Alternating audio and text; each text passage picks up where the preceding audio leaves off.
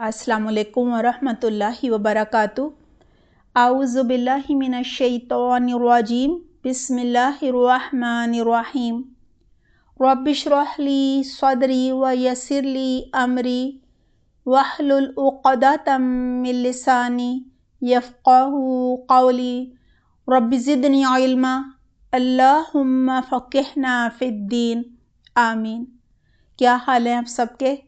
दुआ है अल्लाह सुब्हानहू व तआला आप सबको अपनी हिफ्ज़ व मान में रखे, सेहत और आफ़ियत अता फरमाए। अल्लाह सुब्हानहू व तआला हर शर, हर फितने और हर बीमारी से महफूज रखे। आमीन अल्लाहुम्मा आमीन। हमारा आज का टॉपिक है शिरकिया इलाज।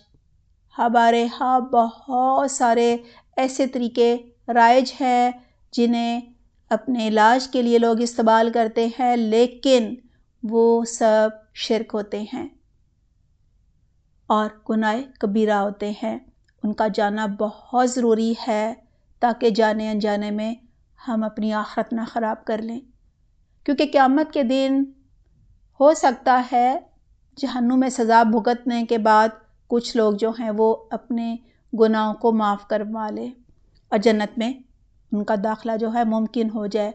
लेकिन शिर्क करने वाला कभी भी जन्नत में दाखिल नहीं होगा। ऐसा कभी नहीं होगा कि उसके गुनाह जहन्नुम में अज़ाब के बाद धुल जाएं। लिहाजा बहुत ज़्यादा बचने की ज़रूरत है कि कहीं जाने अनजाने में हम शिर्क तो नहीं कर रहे। देखिए, ज़वारे जहालियत में बहुत सारे जो शिर्क है वो किए जाते थे, और अगरचे शिर्क जो है वो कबीरा गुनाह है, लेकिन वो शिरकिया तरीक़ों से अपनी बीमारियों का इलाज करते थे। और हमारे यहाँ भी ये सारे शिर्क जो हैं ये राइज हैं। आइए इनको एक एक करके देखते हैं। नंबर 1 है तावीज़ गंडे।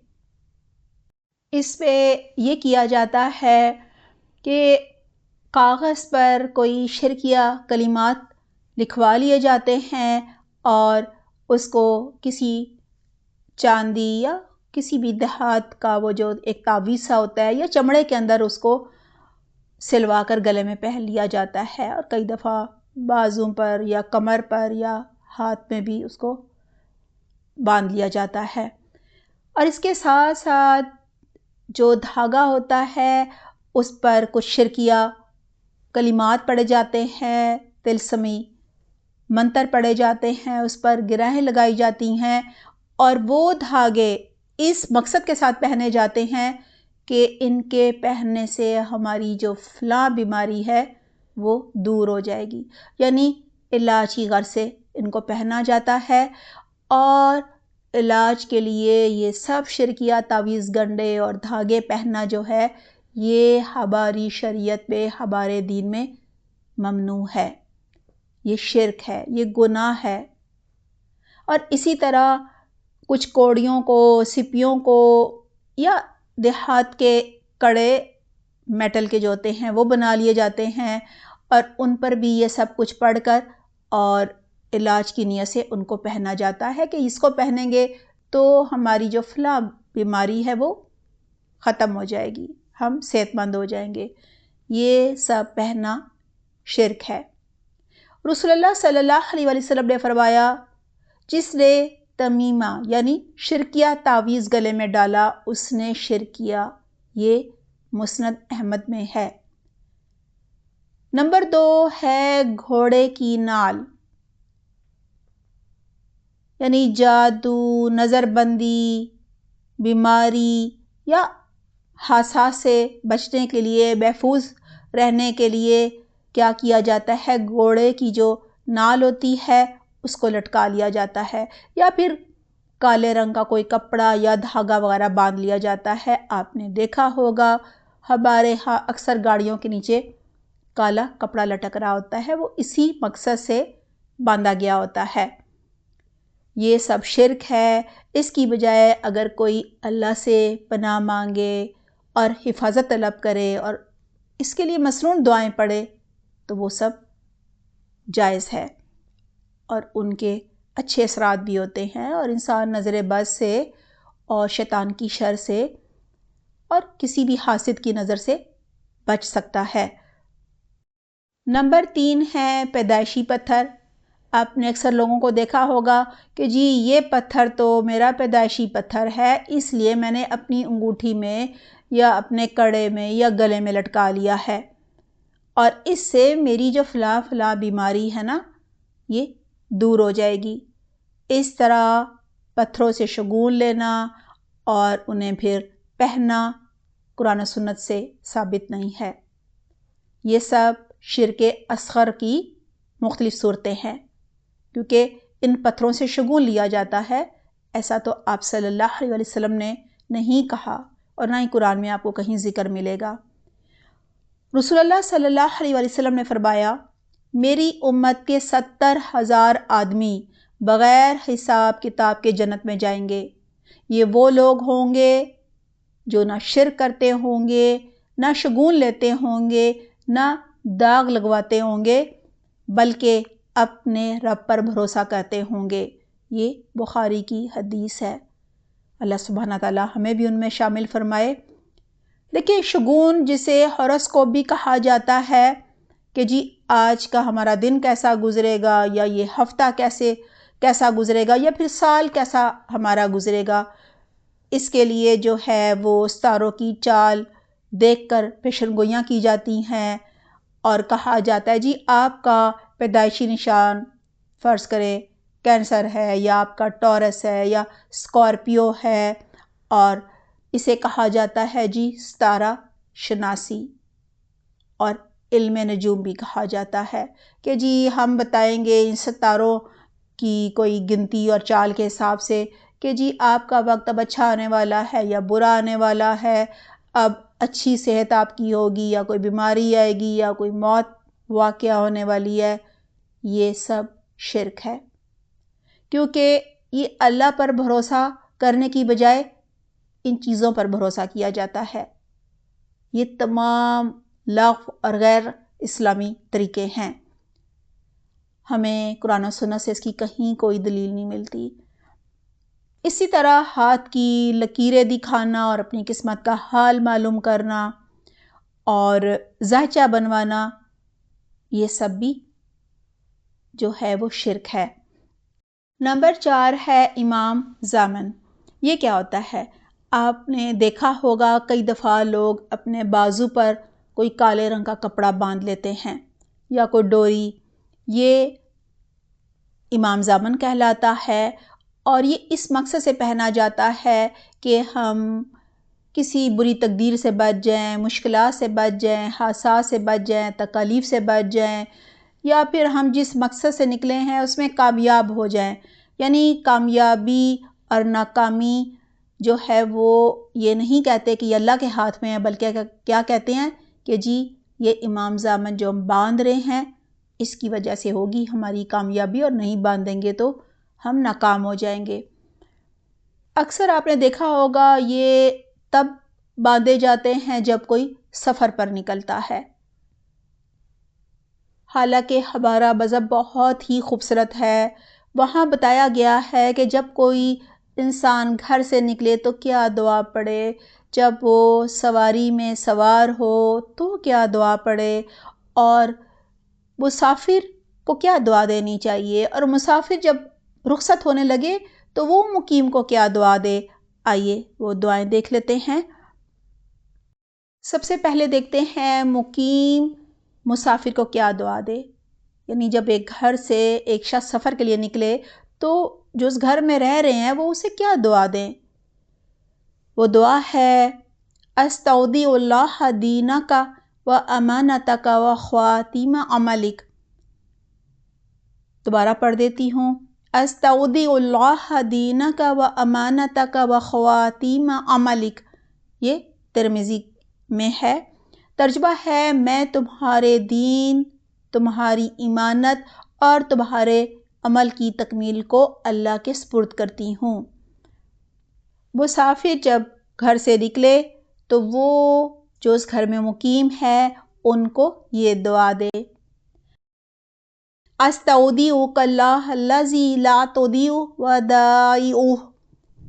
استودیعکاللہ الذی لا تضیع ودائعہ، ترجمہ ہے میں تمہیں اس اللہ کے سپرد کرتی ہوں جس کے سپرد کی ہوئی چیز ضائع نہیں ہوتی۔ کتنی خوبصورت دعائیں ہیں۔ اسی طرح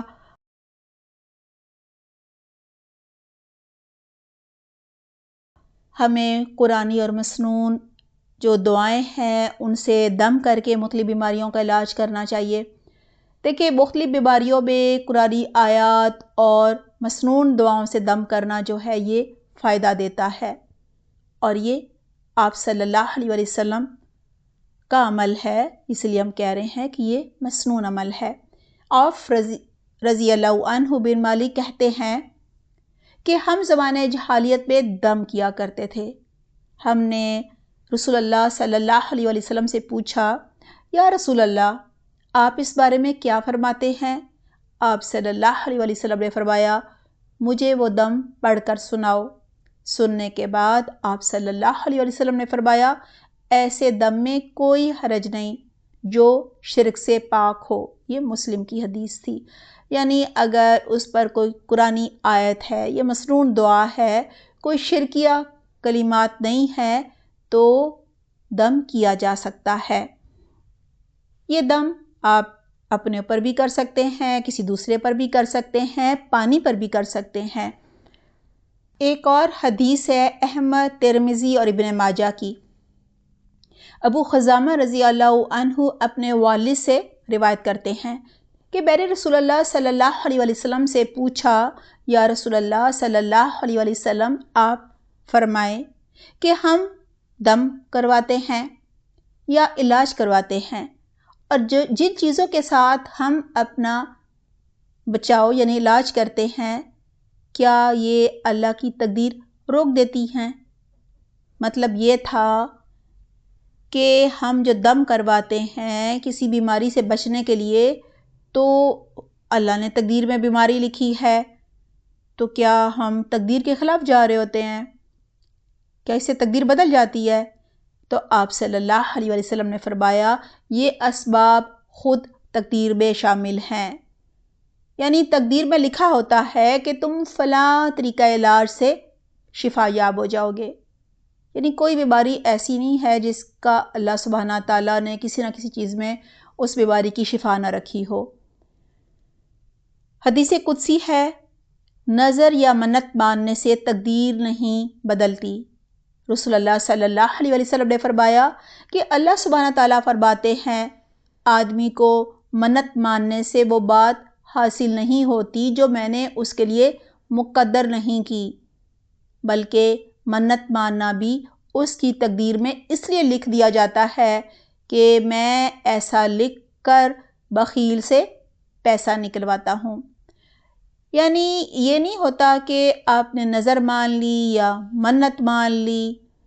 نظر مانتے ہیں لوگ کہ جی اگر میرا یہ کام ہو گیا، میری یہ بگڑی بن گئی تو میں اتنا صدقہ کروں گی، یا میں فلاں نیکی کا کام کروں گی، یا نوافل پڑھوں گی، یا روزے رکھوں گی۔ اسی طرح منت بھی مانی جاتی ہے۔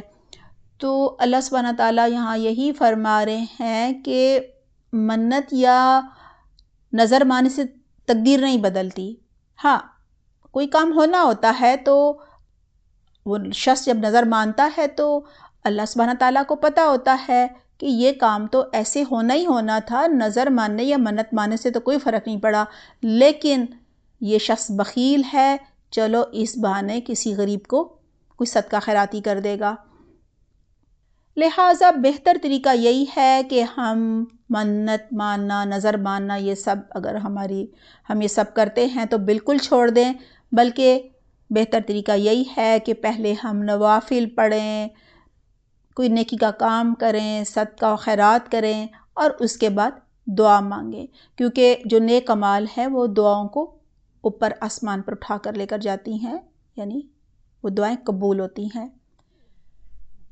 بخاری میں ہے، اللہم لا مانع لما اعطیت ولا معطی لما منعت ولا ينفع ذا الجد منک الجد۔ ترجمہ ہے، اے اللہ نہیں کوئی روک سکتا جو آپ عطا کریں۔ یعنی آپ نے اگر کوئی نعمت ہماری قسمت پہ لکھ دی ہے، آپ ہمیں کوئی جزا دینا چاہتے ہیں، کوئی خیر دینا چاہتے ہیں تو کوئی اسے روک نہیں سکتا۔ پھر ہے وَلَا مُوتِيَ لِمَا مَنَعْتَ وَلَا يَنْفَعُ ذَا الْجَدِّ مِنْكَ الْجَدُّ، اور جو آپ عطا کریں وہ نہیں کوئی دے سکتا، اور جو چیز آپ روکنا چاہیں وہ نہیں فائدہ دے سکتی۔ یعنی اللہ تعالیٰ اگر کسی کی قسمت میں کوئی نعمت اللہ نے نہ لکھی ہو، فرض کریں کسی کی اولاد نہیں ہونی، اب آپ جو مرضی کریں، مسنون علاج کریں یا آپ تعویذ گنڈے لیں، شرکیہ علاج کروائیں، لیکن اولاد کبھی بھی نہیں ہوگی۔ یعنی اللہ سبحانہ تعالیٰ نے اپنے بندے کو کوئی بھی نعمت اگر وہ دینا چاہے تو ساری دنیا مل کر بھی اس ملنے والی خیر کو نہیں روک سکتی۔ اسی طرح اگر اللہ تعالیٰ کسی کو کوئی خیر نہ دینا چاہے تو ساری دنیا مل کر بھی اسے وہ نعمت نہیں دے سکتی۔ دعا ہے اللہ سبحانہ تعالیٰ ہم سب کو ہر طرح کی بدعت اور شرک سے محفوظ رکھے۔ اپنا بہت خیال رکھیے گا۔ سبحانک اللہم و بحمدک، نشہد لا الہ الا انت، نستغفرک و نتوب الیک۔ والسلام علیکم ورحمۃ اللہ وبرکاتہ۔